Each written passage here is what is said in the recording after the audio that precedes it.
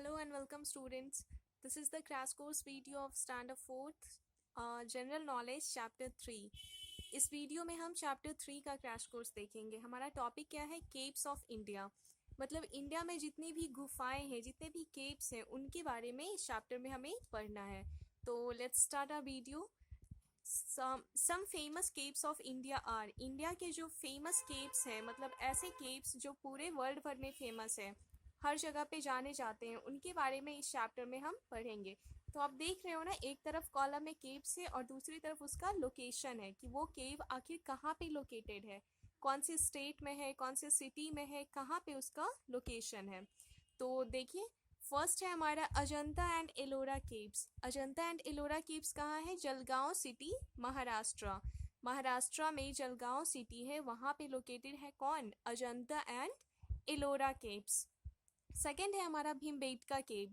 भीमबेटका केव का लोकेशन है मध्य प्रदेश में। मध्य प्रदेश, जिसका कैपिटल क्या है? भोपाल। मध्य प्रदेश का कैपिटल भोपाल। तो ये क्या है? भीमबेटका केव जो है मध्य प्रदेश में। थर्ड है हमारा बादामी केव्स। बादामी केव्स कहाँ लोकेटेड है? कर्नाटका। कर्नाटका का कैपिटल क्या है? Bengaluru. Fourth one is Udayagiri. Udayagiri caves Bhubaneswar. Elephanta caves Mumbai. Varaha caves Tamil Nadu. Undavalli cave Vijayawada Andhra Pradesh. Andhra Pradesh का एक जगह है विजयवाड़ा, वहाँ पे लोकेटेड है कौन? उंदावली केव्स।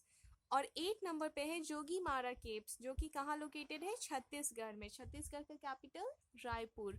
तो आप एक बार इसको फिर से देख लो। फर्स्ट है Ajanta and Ellora caves, Jalgaon city, Maharashtra. Bhimbetka cave Madhya Pradesh. Badami caves Karnataka. Udayagiri cave Bhubaneswar. Elephanta caves Mumbai. Varaha caves Tamil Nadu. Undavalli cave Vijayawada in Andhra Pradesh and Jogimara caves in Chhattisgarh.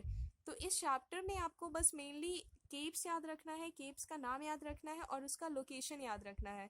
बाकी उसके बारे में कुछ नहीं। आपकी एग्जाम पॉइंट ऑफ व्यू से यही कुछ इम्पॉर्टेंट है। तो इसके आगे देखिए क्या है। 9th नंबर पे है हमारा क्रेम लियाट प्राह। तो क्रेम लियाट प्राह केव कहाँ है? जैंतिया हिल्स इन मेघालय। मेघालय आपको पता है ना, पूरे इंडिया का सबसे रेनिएस्ट प्लेस है, सबसे वेटेस्ट स्टेट है मेघालय। जहाँ पे मेघालय में एक जगह है मौसिन राम करके, मौसिन राम, जो कि पूरे वर्ल्ड का वेटेस्ट प्लेस है। ठीक है। और लास्ट है हमारा 10th नंबर पे बेलम केव्स। तो बेलम केव्स कहाँ है? Kurnool district in Andhra Pradesh. आंध्र प्रदेश में एक जिला है कुर्नूल नाम का, वहाँ पे लोकेटेड है बेलम केव्स। ठीक है। तो ये आपका केव्स हो गया और उसका लोकेशन हो गया। इसके अलावा कुछ इंपॉर्टेंट पॉइंट्स है जो इन केव्स से रिलेटेड है। तो फर्स्ट है हमारा Varaha cave is a UNESCO world heritage site. Varaha cave जो है वो यूनेस्को का यूनेस्को वर्ल्ड हेरिटेज साइट है। This cave is dedicated to Varaha avatar of Lord Vishnu. इस केव की खासियत ये है कि यहाँ पे लॉर्ड विष्णु का 12 अवतार को दर्शाया गया है। जैसे अगर आपको पता होगा कि विष्णु भगवान जो थे उनकी 12 अवतार थे, मतलब वो 12 अवतार लेकर इस धरती पर आए थे। तो इस केव में, वारा केव में, उनके इन्हीं 12 अवतारों को दर्शाया गया है।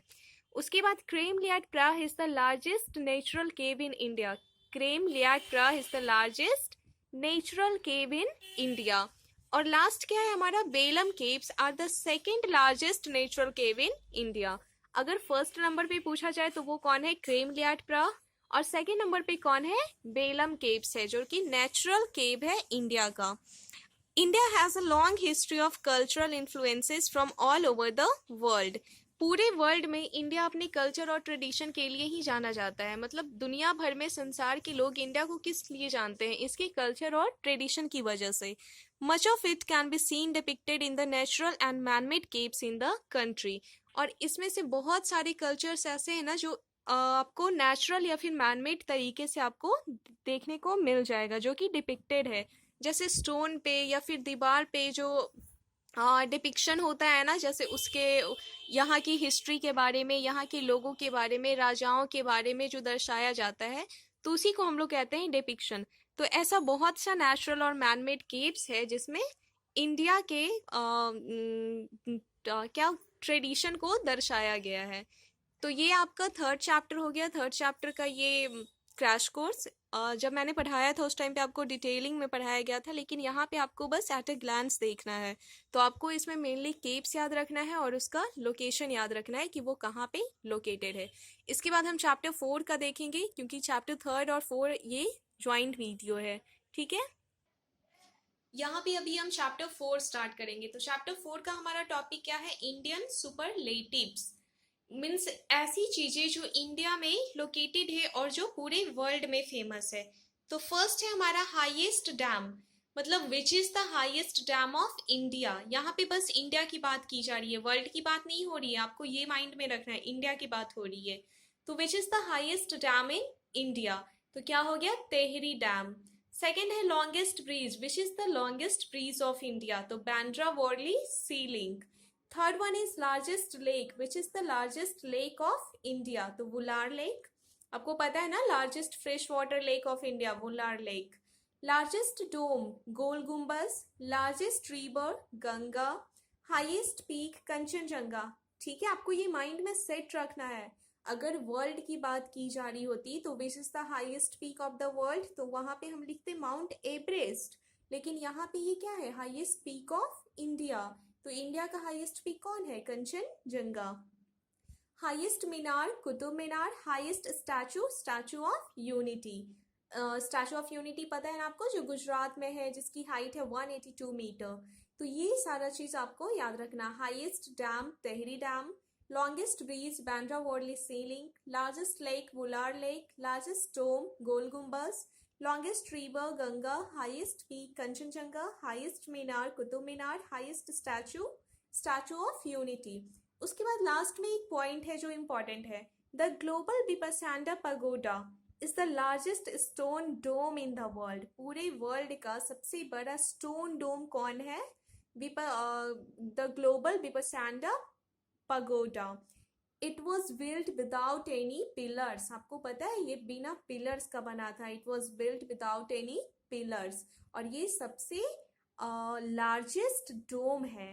डोम पता है ना आपको, जो मंदिर मस्जिद के ऊपर जो सर्कुलर शेप का होता, तो उसको हम डोम कहते हैं। तो ये लार्जेस्ट स्टोन डोम है पूरे वर्ल्ड का, जो कि बिना पिलर्स का बना था।